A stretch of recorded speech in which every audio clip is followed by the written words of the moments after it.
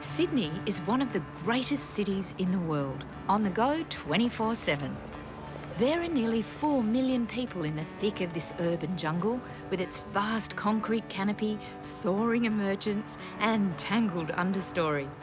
But getting away from it all couldn't be any easier.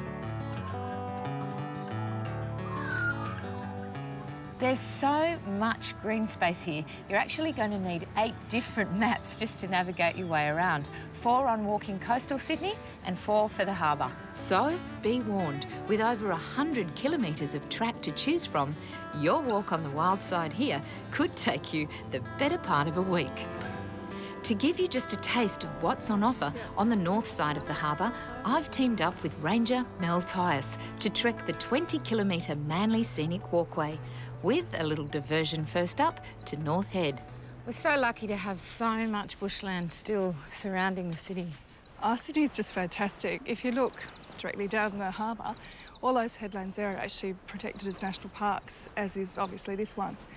And the reason we have them is because they're all ex-defence land, and that's the reason they've been maintained as open green space or native bushland. That's the thing you notice when you fly into Sydney, is all those green headlands. Look, we've got a lizard here. Oh, look, skink. It's a little cutie. And if you listen out, you might actually hear penguins. We've got the only mainland colony on the east coast of New South Wales. There's at least 70 pairs of little penguins breeding in secluded coves around the North Harbour.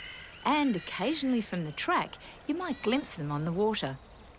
The best time to see them out and about is spring, which also happens to be the best season for Sydney's wildflowers, which in a good year are absolutely prolific.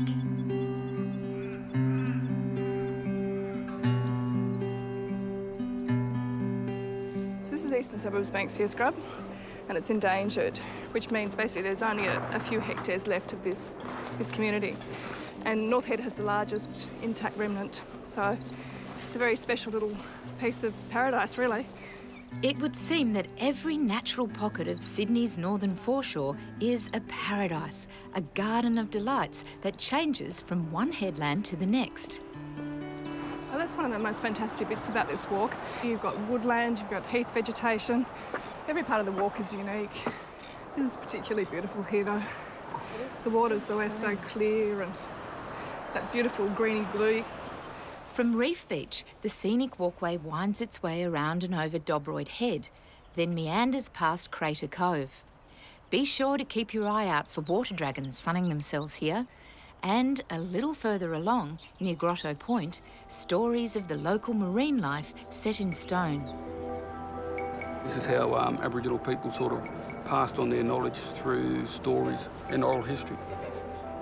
I think that was the purpose of Aboriginal art, to teach the kids about life, about seasons. It's also how they demonstrated their attachment or association with the country.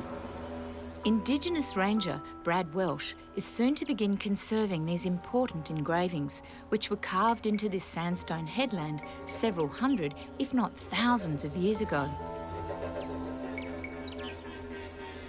The stories and ceremonies here have faded, but Brad is confident there will be a renaissance soon to renew the power of the dreaming. Heading off from Grotto Point, the walk continues to hug the foreshore, passing through some spectacular Angophora forest on Bradley's Head. Gorgeous. Now these would have to be your signature tree for the whole of the foreshore walk. Oh, they're magic trees, the Angophoras or Sydney red gum. Particularly now at this time of the year, they're all peeling, flaking. Australian bush is just so dynamic. People don't look at it closely enough often, and they don't see everything there is to see. There's just so many different colours. Now, in the interest of being completely fair, I've dedicated day 2 of my Sydney foreshore walk to the south side of the harbour. And helping me tour the highlights here... Am I walking too fast for you? Oh, no. One very fit ranger by the name of Ben Khan. Just keep stopping to look at the view. And from this side of the city, they are spectacular, as are the many white sand beaches. One of the many along this walk. And gorgeous coves you'll discover along the way. It's amazing, you know, I think I've lived half my life in Sydney and I didn't know that any of these beaches were here. Yeah, little hidden treasures, these places. Perhaps the most famous, gracing the shore of historic Nelson Park, is Shark Beach.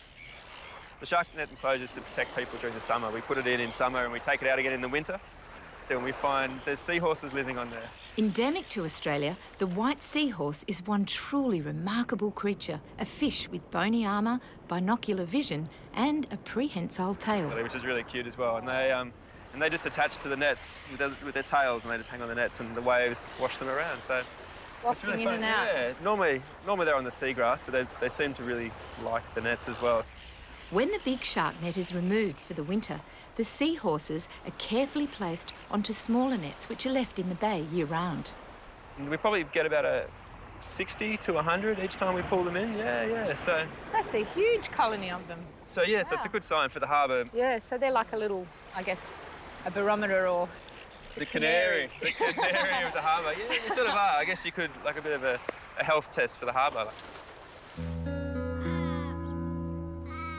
Another surprising section of the walk on the southern side appears near Parsley Bay.